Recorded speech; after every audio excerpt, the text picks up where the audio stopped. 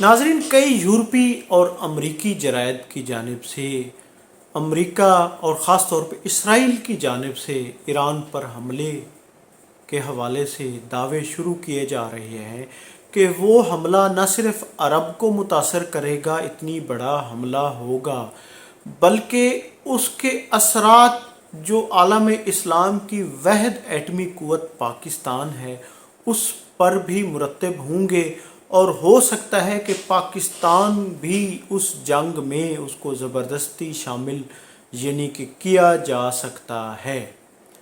یہ اندازے، یہ تخمینے، یہ تجزیے، یہ دنیا کے بڑے اخبارات، جرائد، واشنگٹن پوسٹ، اسی طرح وال سٹریٹ جرنل، مختلف ان کی جانب سے جو ایڈیٹوریل، جو تخمینے آ رہے ہیں ان میں یہ کہا جا رہا ہے۔ ناظرین، اگر اسرائیل نے ایران پر بڑا حملہ کیا تو یقیناً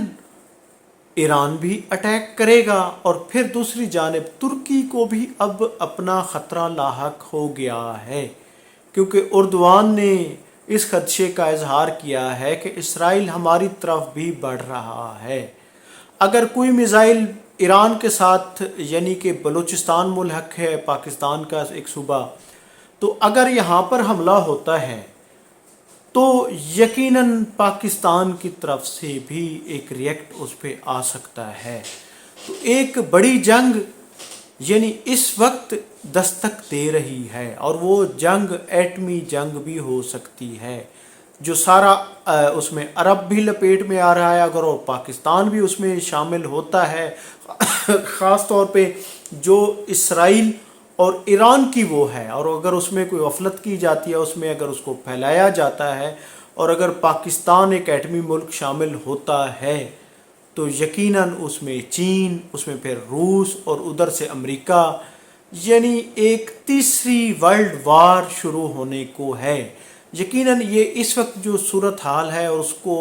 اقوام متحدہ بھی قابو کرنے میں ناکام نظر آ رہی ہے، بلکہ بے بس ہے، کیونکہ امریکہ، برطانیہ، یورپی ممالک وہ کھلا اسرائیل کے ساتھ کھڑے ہیں، اور اسرائیل جس کے وزیر اعظم نے حملے کی منظوری دے دی ہے ایران پر، اور وہ کہا جا رہا ہے جس طرح یورپی وہ کہہ رہے ہیں کہ ایک بڑا حملہ ہوگا۔ تو ناظرین، کیا پاکستان میں بھی اس حوالے پر کوئی غور و خوض کیا جا رہا ہے؟ پاکستان میں بھی اس حوالے سے کوئی پلاننگ کی گئی ہے؟ ابھی تک تو خیر کوئی سٹیٹمنٹ، کوئی ایسی کوئی چیز سامنے نہیں آئی، نہ کوئی ایسی تیاری، لیکن کیونکہ پاکستان بھی ایک ایٹمی ملک ہے، پاکستان کی افواج بھی خطے کی بڑی افواج میں ہے، اور ہر ٹائم کہ یہ پاکستان جو ہے اس دنیا کے ان ممالک میں شامل ہے جس کی فوج ہر ٹائم حرکت میں ہے، یقیناً یہ ایک بہت بڑی تباہی ہوگی۔ اس تباہی سے بچنے کے لیے کئی عالمی ممالک بار بار امریکہ، برطانیہ اور UN کو مخاطب کر رہے ہیں۔ ولادیمیر پوٹن، رشیا کے جو پریزیڈنٹ ہیں، وہ بھی کئی دفعہ کہہ چکے ہیں، لیکن چائنا بھی کئی دفعہ مطالبہ کر چکا ہے، لیکن امریکہ جو ہے، جو بائیڈن امریکی صدر، وہ ایک طرف تو وہ ہلا شیری دیتے ہیں، ہتھیار دیتے ہیں اسرائیل کو، اور دوسری طرف ناظرین وہ اس کو وارن بھی کر رہے ہیں کہ ایران پہ حملہ نہ کرو، اس کو ہلا شیری بھی دیتے ہیں، ہتھیار بھی دیتے ہیں، اور حملے سے روکتے بھی ہیں۔ یہ عجیب قسم کی منافقت ہے کہ صاف چھپتے بھی نہیں، سامنے آتے بھی نہیں۔